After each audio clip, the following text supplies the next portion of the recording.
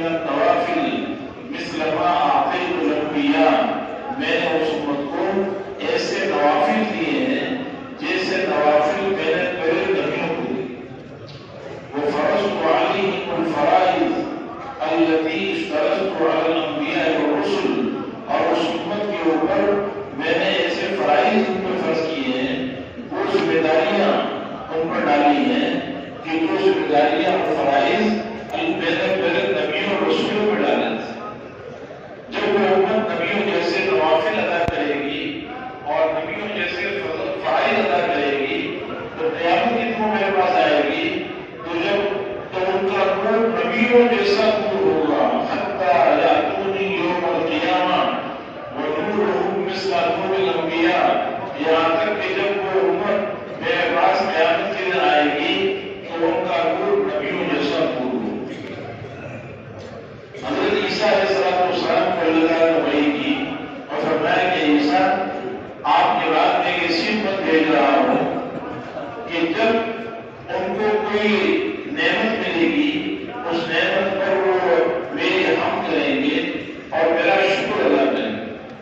اور جب ان کو کوئی پریشانی آئے گی اور تکلیف آئے گی تو اس پر وہ صبر کریں گے۔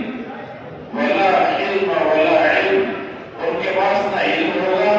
اور نہ علم ہوگا، علم کے دن کچھ باری کوئی اخلاق کا اعلیٰ درجہ ہے، علم بھی نہیں ہوگا اور علم بھی نہیں ہوگا، لیکن پھر بھی اتنا بڑا جو ہے وہ اتنی بڑی صفات ان کے اندر ہوگی۔ تو حضرت عیسیٰ علیہ السلام نے پوچھا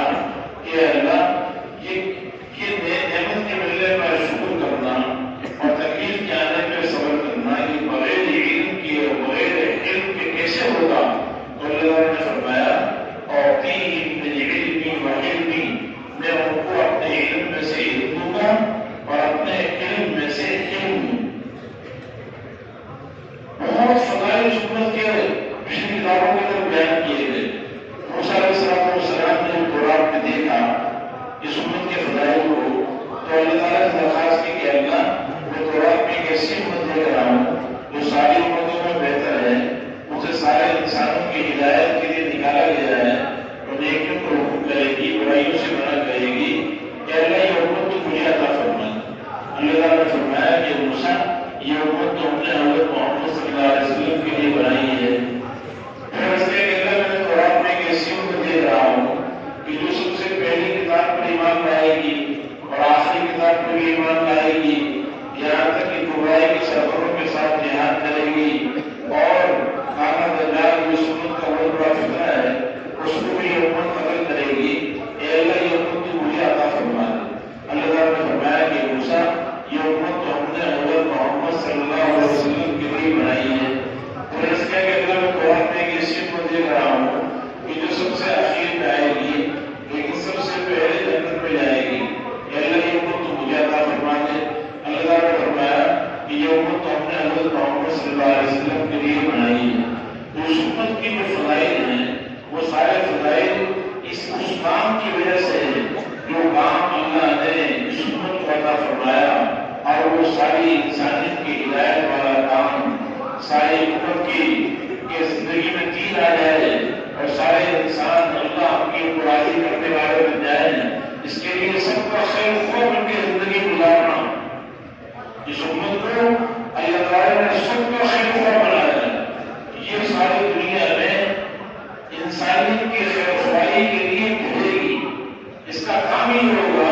کہ یہ انسانیت کے خیر خواہی کے لیے بھیجے گی اور ایک انسان کے پاس جائے گی اور میرے محترم دوستوں خیر خواہی کرنا، دوسروں کا بھلا چاہنا، دوسروں کے لیے خیر کا طالب ہونا اور ان کے لیے ہدایت کا طالب ہونا، یہ بہت بڑی عبادت ہے، یہ بہت بڑا عمل ہے۔ اس لیے حضور علیہ السلام نے فرمایا کہ الدین والنصیحہ، دین سراسر خیر خواہی کا نام ہے، دین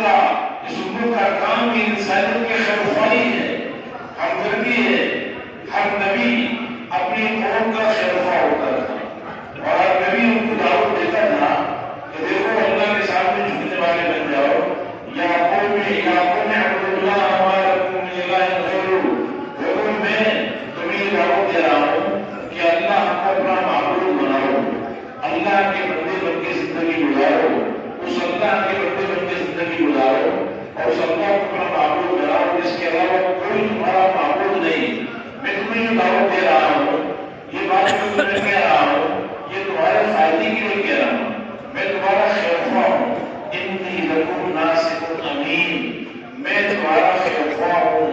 اور میں امانت داری کے ساتھ اللہ کا پیغام تمہیں سنا رہا ہوں، اللہ کا پیغام تمہیں پہنچا رہا ہوں۔ انا انصح لکم، میں تمہیں خیرخواہی میں ہی بات کہہ رہا ہوں، مجھے تم سے دنیا میں کچھ لینا نہیں ہے، میں تم سے نہ پیسہ مانگتا ہوں، نہ تم سے میں کوئی اجرت مانگتا ہوں، اور نہ اس کام پر تم سے کوئی بدلہ مانگتا ہوں۔ لا اسألکم علیہ من اجر، لا اسألکم علیہ مالا، مجھے نہ مال چاہیے نہ مجھے کوئی بدلہ چاہیے، بدلہ تو مجھے چاہیے لیکن تم سے نہیں چاہیے۔ ان اجری الا علی رب العالمین، میرا بدلہ، اس محنت کا بدلہ میں اللہ سے لوں گا، رب العالمین سے لوں گا، اور تم جو لوگے وہ تو تھوڑا لوگے، اللہ جو دے گا وہ بہت زیادہ دے گا، تم جو لوگے وہ ختم ہو جائے گا، جو اللہ دے گا وہ ختم نہیں ہوگا۔ تو اللہ سے لینے کی امید پر اور تمہاری خیرخواہی کے اندر میں تمہیں یہ کہہ رہا ہوں کہ دیکھو تم اپنے دلوں کے رسوم کو ٹھیک کرو۔ تو سب سے بڑی خیرخواہی، سب سے بڑی ہمدردی، سب سے بڑا انسانیت کے ساتھ بھلائی کیا ہے کہ ساری انسانیت کا رخ اللہ کی طرف ہو جائے، مخلوق کا یقین دلوں سے نکل جائے اور ایک خالق کا یقین دلوں کے اندر پیدا ہو جائے، مال سے زندگی بننے کا یقین دلوں کے اندر سے نکل جائے اور اعمال سے زندگی بننے کا یقین دلوں میں پیدا ہو جائے، دنیا کی فکر ختم ہو جائے اور آخرت کی فکر پیدا ہو جائے۔ لا الہ الا اللہ، کہ اللہ کے علاوہ کوئی ہمارا معبود نہیں، اللہ کے علاوہ کوئی ہمارا مقصود نہیں، اللہ کے علاوہ کوئی ہمارا مطلوب نہیں، اللہ کے علاوہ کوئی ہمارا محبوب نہیں۔ کام بنانے والا اکیلا اللہ ہے، عزت کا مالک اکیلا اللہ ہے، ذلت کا مالک اکیلا اللہ ہے، نفع اور نقصان کا مالک اکیلا اللہ ہے، عزت برام دینے والا اکیلا اللہ ہے، زمین کرنے والا اکیلا اللہ ہے، زندگی بنانے والا اکیلا اللہ ہے، زندگی بگاڑنے والا بھی اکیلا اللہ ہے۔ جسے اللہ خوشیاں دینا چاہے اسے کوئی غم دے نہیں سکتا، اور جسے اللہ غمگین کرنا چاہے اسے کوئی خوشیاں دے نہیں سکتا۔ اس کائنات کا خالق اور مالک اکیلا اللہ ہے، اللہ ہی خالق ہے، اللہ کے علاوہ جو کچھ بھی ہے وہ سارا کا سارا مخلوق ہے، اکیلا اللہ فعال ہے، اللہ کے علاوہ جو بھی ہے وہ سب مفعول ہے، اکیلا اللہ مالک ہے، اس کائنات کے ذرے ذرے کا مالک اکیلا اللہ ہے، اللہ کے علاوہ جو بھی ہے وہ سارا کا سارا مملوک ہے، اکیلا اللہ جبار ہے، اللہ کے علاوہ جو بھی ہے وہ مجبور ہے، اکیلا اللہ قہار ہے، سب پر غالب ہے، اللہ کے علاوہ جو بھی ہے وہ مقبول ہے، اکیلا اللہ غالب ہے، اللہ کے علاوہ جو بھی ہے وہ سب محبوب ہے، اکیلا اللہ حی ہے، وہ ایسا زندہ ہے کہ اسے کبھی موت نہیں آئے گی، اللہ کے علاوہ جو بھی ہے وہ سب فنا ہو جانے والے ہیں، کل من علیہا فان، اس پورے زمین پر جو کچھ بھی ہے اس کے اوپر ہے، نیچے ہے، ذرا آسمانوں میں ہے، زمینوں میں ہے، جہاں پر بھی ہے وہ سب فنا ہو جانے والا ہے۔ اور وَيَبْقَى وَجْهُ رَبِّكَ ذُو الْجَلَالِ وَالْإِكْرَامِ، ایک اکیلا اللہ جو بڑی بزرگی والا ہے اور بڑی عزت والا ہے اور بڑی قدرت والا ہے، وہ اکیلا اللہ ہمیشہ سے ہے، ہمیشہ باقی رہے گا۔ وہ رب مسلح نے اپنے کل سے اس پوری دنیا کے نظام کو بنایا ہے، یہ زمین، یہ آسمان، یہ سورج اور یہ چاند اور ستارے اور یہ سمندر اور یہ درختوں میں تنے، ان میں پتے، ان کے اندر مختلف قسم کے پھل اور یہ سبزیاں اور ترکاریاں اور یہ حیوانات اور نباتات اور یہ چرند اور پرند اور کائنات کا ذرہ ذرہ، ہر چیز کو بنانے والا اکیلا اللہ ہے۔ اس لیے ہر نبی نے یہ آواز لگائی کہ لوگوں فَفِرُّوا إِلَى اللَّهِ، اللہ کی طرف دوڑ لگاؤ، اللہ کی طرف دوڑ لگاؤ، اللہ کو اپنا بنا لو، اللہ کو راضی کر لو، اللہ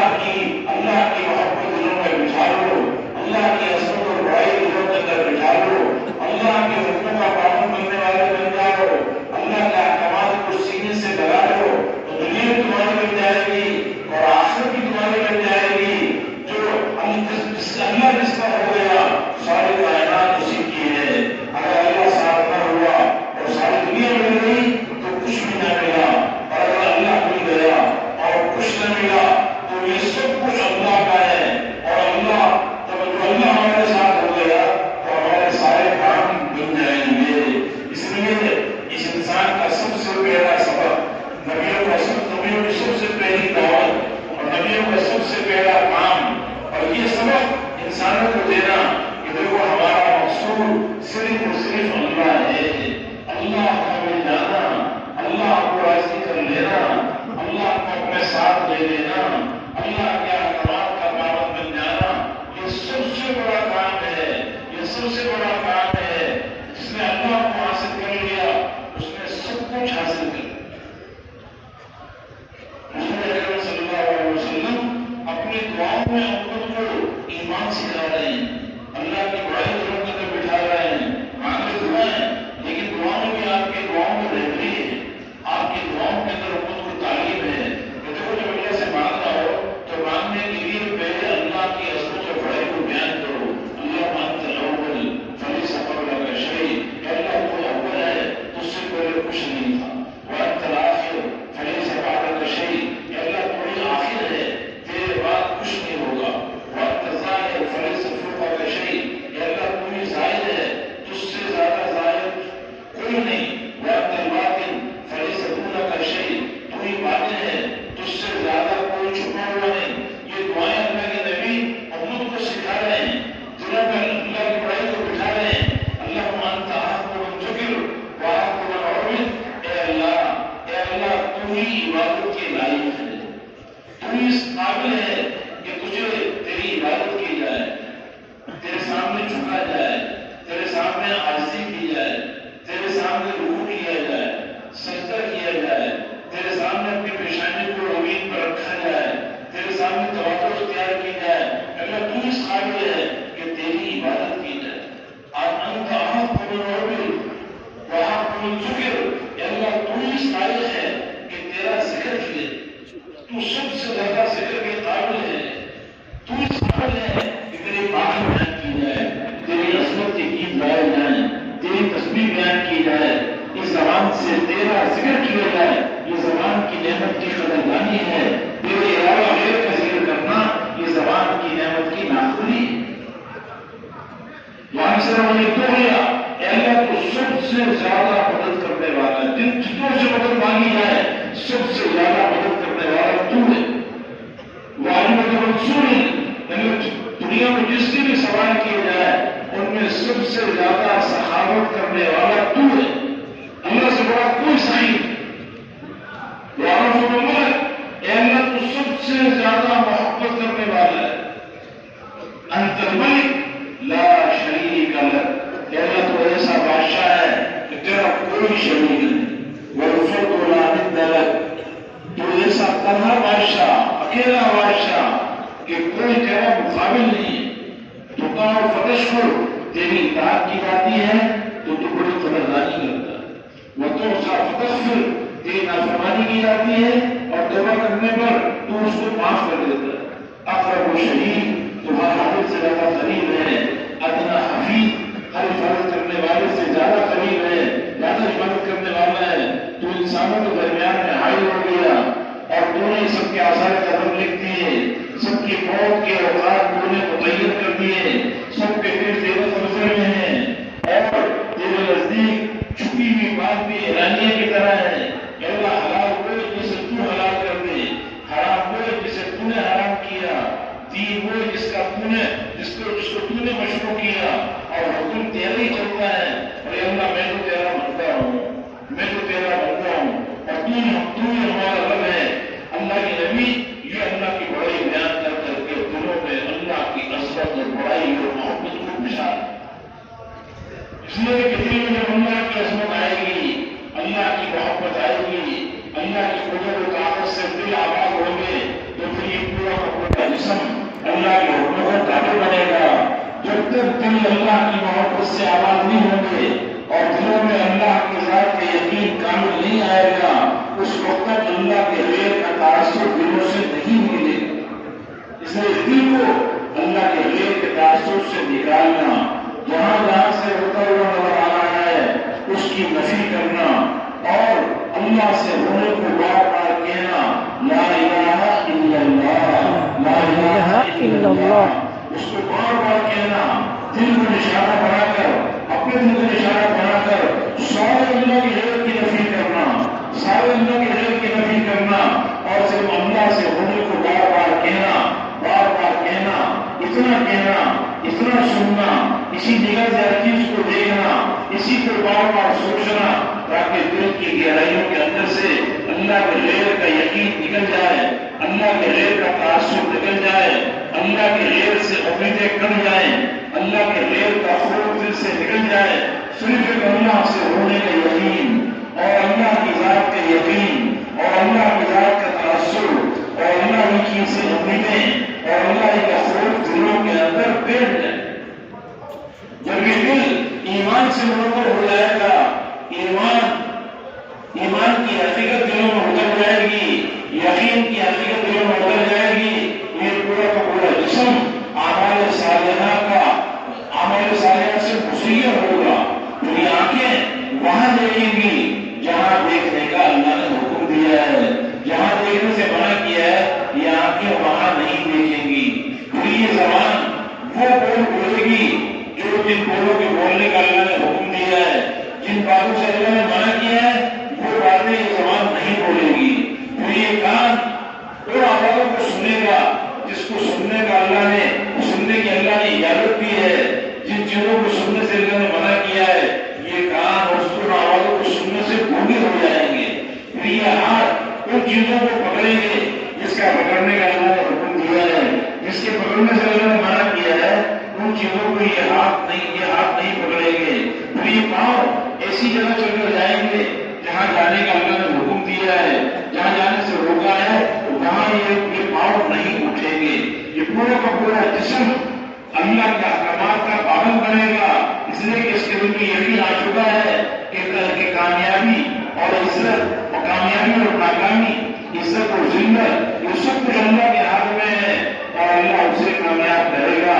اس کی زندگی اللہ بنائے گا، جو اللہ کا بندہ بن کر اللہ کے احکامات کا پابند بن کے زندگی گزارے گا، اللہ کے احکامات کو پورا کرنے والا بنے گا، اس لیے کہ اللہ تعالیٰ کا ہر حکم دنیا اور آخرت میں کامیابی کا یقینی ذریعہ ہے، اور اللہ کی نافرمانی دنیا اور آخرت کے بگڑنے کا یقینی ذریعہ ہے، اللہ کا ہر حکم یہ زندگی بنائے گا اور اللہ کی نافرمانی زندگی گزارے گی، حضور صلی اللہ علیہ وسلم کی ہر سنت وہ زندگی بنانے کا ذریعہ ہے، آپ کی سنت کے خلاف زندگی گزارنا یہ زندگی گزارنے کا ذریعہ ہے، یہ یقین دلوں کی گہرائی میں اترے گا، اس لیے کہ جب لا الہ الا اللہ دلوں میں آ جائے گا پھر محمد رسول اللہ پورے جسم پر ظاہر ہوگا،